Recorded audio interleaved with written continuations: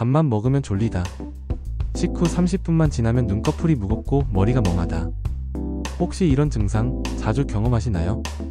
이게 바로 혈당 스파이크, 즉 혈당이 갑자기 급상승했다가 급격히 떨어지는 현상입니다. 특히 50에서 60대 이후 체내 인슐린 분비가 줄어들고 당을 처리하는 능력이 떨어지면서 혈당 스파이크는 더 자주, 더 강하게 발생합니다. 문제는 이게 반복되면 지방 축적, 비만, 당뇨 전 단계, 제2형 당뇨병으로 이어질 수 있다는 점이죠. 하지만 걱정 마세요. 오늘 영상에서는 가정의학과 의사들이 추천하는 혈당 스파이크를 예방하는 7가지 방법을 50에서 60대 분들이 쉽게 실천할 수 있도록 알려드릴게요. 첫 번째, 식사 순서를 바꾸세요. 채소, 단백질, 탄수화물 순서.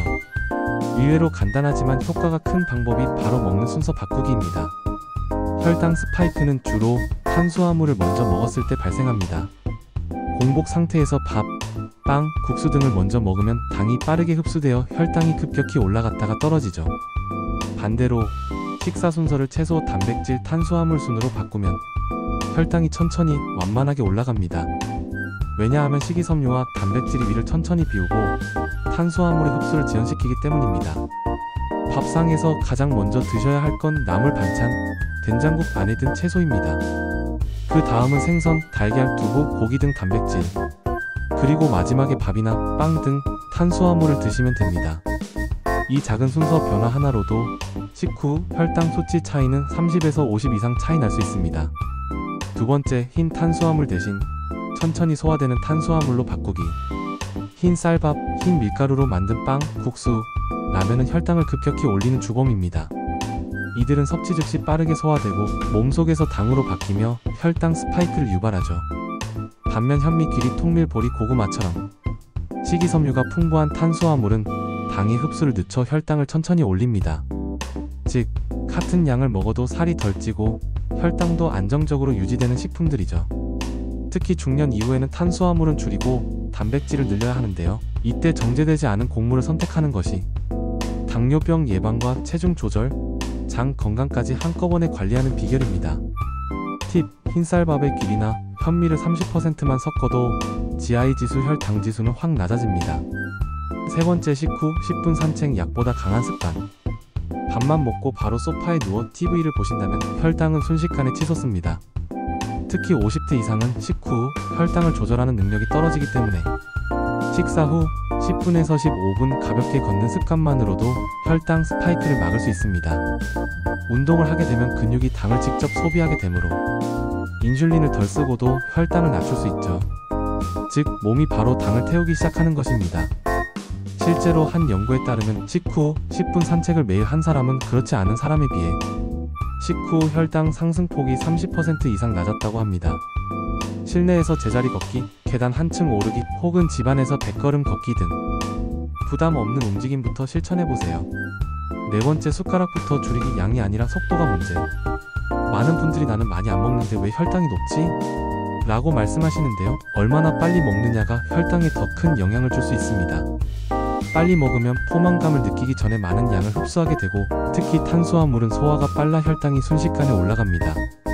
반대로 천천히 먹으면 뇌가 포만감을 인식하고 소량으로도 만족감을 느낄 수 있죠.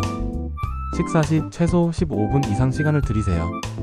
숟가락을 한 입 먹을 때마다 젓가락을 내려놓는 습관, 20회 이상 꼭꼭 씹기도 큰 도움이 됩니다.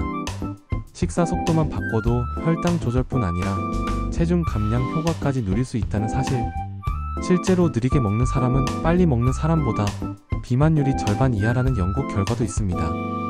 다섯 번째, 숨은 당분을 조심하세요. 과일, 반찬, 국에도 당이 있다. 난 디저트도 안 먹는데 당뇨가 왜 생기지? 이런 분들 반찬이나 국, 양념 속 당분을 놓치고 계실 수 있습니다. 특히 한식은 조림류, 장조림, 볶음 반찬에 설탕이 많이 들어가며 된장국이나 미역국 등에도 설탕이나 물엿이 은근 많이 들어갑니다. 또한 무심코 드시는 과일도 바나나, 포도, 감, 수박은 당지수가 높아 혈당을 빠르게 올립니다. 과일은 하루 1회 100g 이내, 사과 반개, 포도 열알. 단맛 나는 국물은 가능한 국물을 남기기. 반찬 양념은 가능하면 직접, 덜 달게 조리.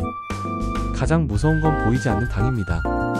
단 걸 안 먹는다가 아닌 모든 음식에서 당을 줄인다는 인식 전환이 필요합니다. 6번째, 공복 혈당보다 식후 혈당을 주의하세요.